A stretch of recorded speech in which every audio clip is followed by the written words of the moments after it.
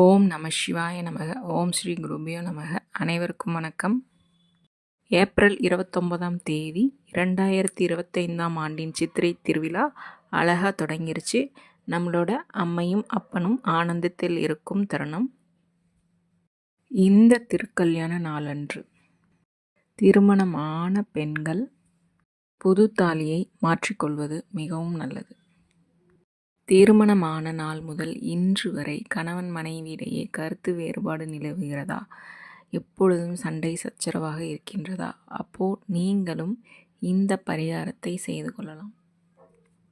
நீண்ட நாட்களாக திருமணமாகாமல் காத்து கொண்டிருக்கும் பெண்ணிற்கும் ஆணிற்கும் வரன் அமையாமல் தாமதமாகிக் கொண்டே செல்கிறதா?